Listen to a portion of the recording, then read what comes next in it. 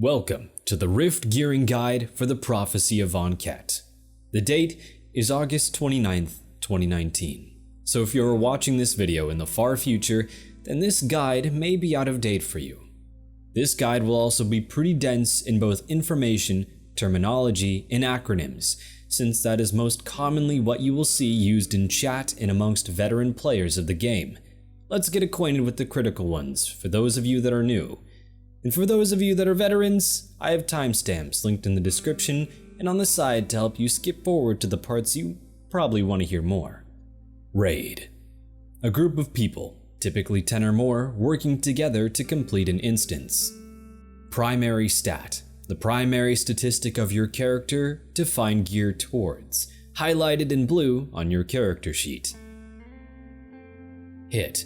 The requirement to progress into further tiers of endgame progression, probably the most important stat besides your primary in the game, comes from gear and weapons. Crit power. The second most important stat besides your primary stat to work towards. BIS, Biz, or best in slot, meaning this piece of gear is as good as it gets at the moment.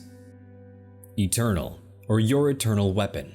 The current Biz weapon that requires a lot of time and work to complete. Typically, you will see people ask, what stage of your Eternal are you on? VP, or Vostigar Peaks, the level 70 zone at the top of the comet, where a lot of endgame progression occurs and takes place. Looking for man, meaning this person is forming a group and is looking for you to join. Looking for group, meaning this person is looking to join a group. SPE, or Starfall Prophecy Expert, is an acronym for the Expert Dungeon. Typically, you will see somebody say a term such as LFM Tank SPE, meaning they are looking for somebody, more specifically a tank, to do an Expert Dungeon. DRR, or Daily Raid Rift. These are open world instances of raids where 20 people get together to complete a goal, often offering high rewards. A chat example may be LF Tank 2 heals, DRR, need egg and iron. This is somebody that is hosting a group looking for a tank and 2 healers at minimum of a DRR. Egg and iron at the end mean that they are also looking for somebody with the lures to open the rift for egg and iron. Typically, in a DRR, you run all 3 of the lures in one run. EOA, or Enclave of Ahn'Ket, which is a special expert dungeon which offers better rewards but often has more challenge. A chat example may be LF DPS EOA 600k+. This is somebody hosting a group of EOA looking for DPS that can pull more than 600k damage per second. QF. QF is a tier 0 raid called Queen's Foci. A chat example is LF 5-man QF needs support. This person is hosting a group, they need 5 people, specifically one of them being support for Queen's Foci. TD, TD Easy, and TD Normal. This is about the raid instance Tartaric Depths, which has 2 versions, Easy and Normal. Easy being tier 0 or LFR, and Normal mode being tier 1. A chat example is LFM TD Easy Quick Run.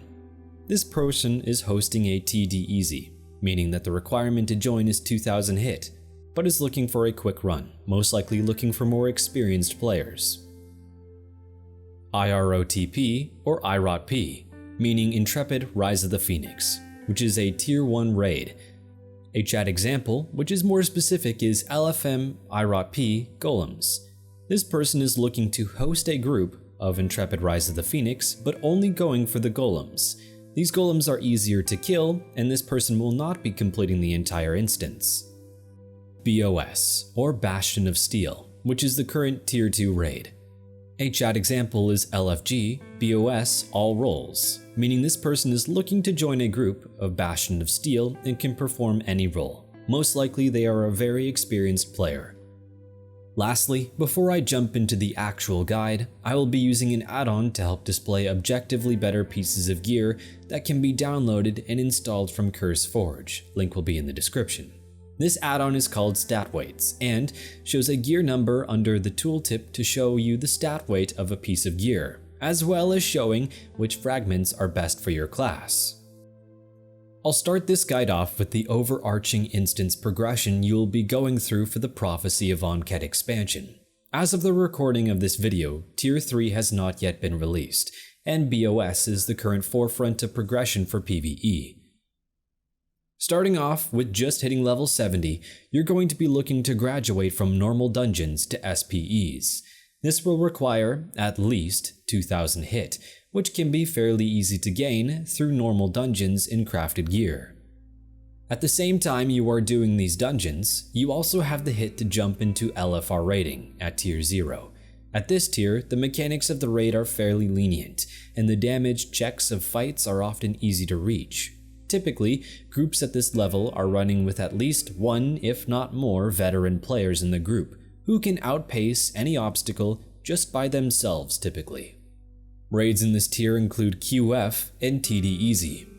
If you are brand new to raiding, I'd recommend taking this time to understand your spec, find which role you are most interested in, and meet new people to try to find a guild that you click with. If you already have this figured out, this is just a stepping stone to get enough hit to jump into the next tier.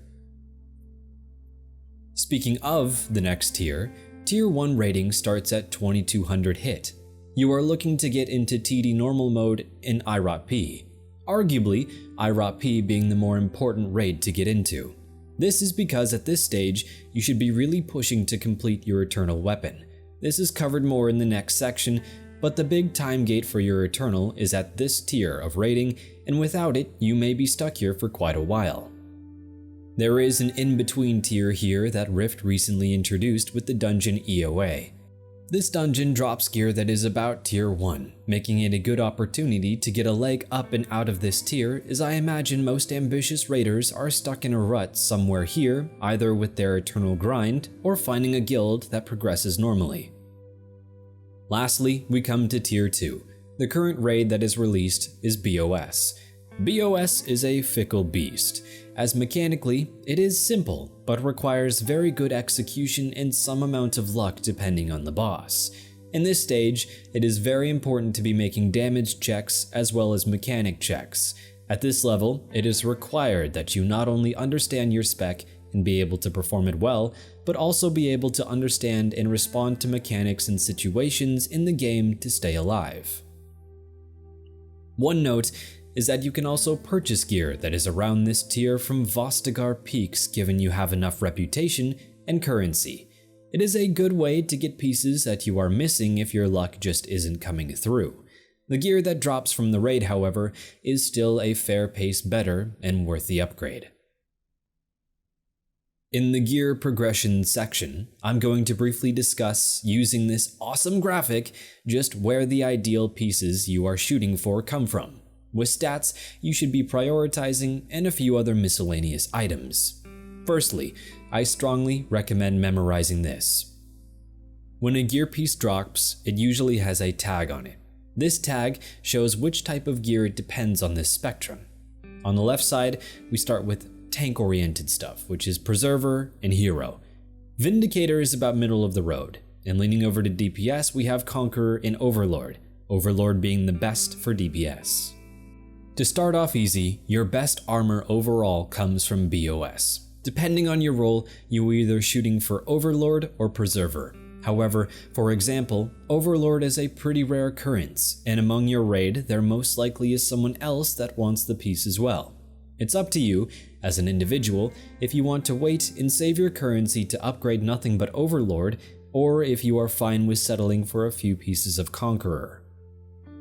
Things start to get a bit complicated now, so I'll try to make it as clear as possible, going by category instead of gear slot for the rest of this section.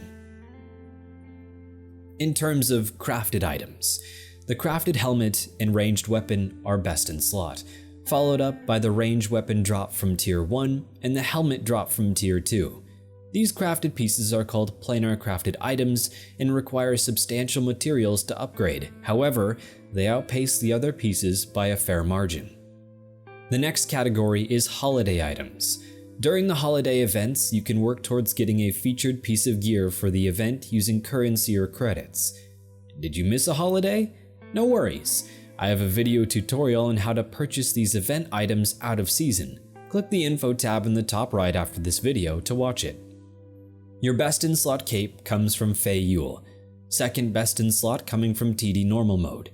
Your best in slot seal comes from Autumn Harvest, otherwise from QF. One of your best in slot earrings comes from Carnival of the Ascended, otherwise from Vostigar Peak's lockboxes. Your accessories, that being earrings, necklaces, trinkets, and rings, all come from the VP Reputation and Intel Currency lockboxes. You are looking for the Vostigar Commander's jewelry boxes, which drop one item that can be anywhere on the gear tag spectrum.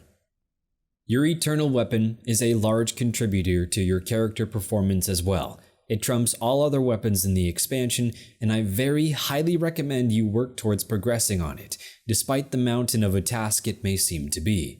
I recommend starting with the big task of each level first. That way, the largest time sink should be out of the way. Alongside that, finding groups of people that are also working on their Eternal Weapons can make it go by faster. If you haven't started your Eternal Weapon questline, then just outside Alidu, there is a gentleman under a rock that is more than happy to send you on your way. All of your essences are most likely going to be best in slot from DRR runs. QF also has a chance to drop graders, though in my opinion it is far more rare. Your best in slot focus comes from VP Reputation. Lastly, your planar fragments. You really cannot forget about these. Come from all over the world. You can progress in other reputations to be able to purchase specific boxes for tower fragments in order to shoot for better frags. The big specific one you want to look out for here is the Death Fragment, which offers a huge amount of crit power, though it is very rare. You are looking to be around 8500 CP for the best min-max results, and that primarily comes from your focus and fragments. Spending time finding the right frags, farming upgrades for them, and hunting out for even better ones is a surefire way to start seeing better performance coming from your character.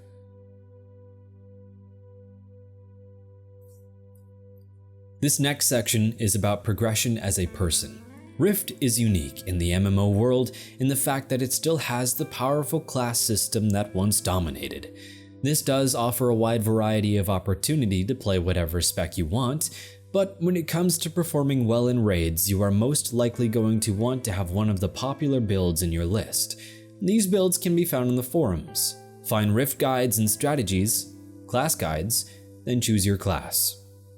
It is important that you spend time with your class to get a grasp of your spec and engage and understand what it can do, its limitations, and where it has opportunities to benefit the raid outside of just doing your regular role.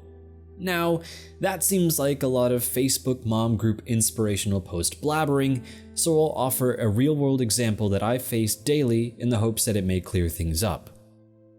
I'm a Primalist, usually the only one in our raid groups, so I often run pseudo support, a spec on the forums that benefits the raid greatly, but isn't the best for every fight. The last boss in BOS, for example, is a boss that pseudo doesn't work too well on due to its mobility and target switching mechanics, so I get to run a DPS class of my choice. This is a time for me to decide what spec I could run that would best suit the fight and the raid as a whole. A melee spec most likely wouldn't end up very well, despite it being able to pull good numbers due to the large amount of disconnects.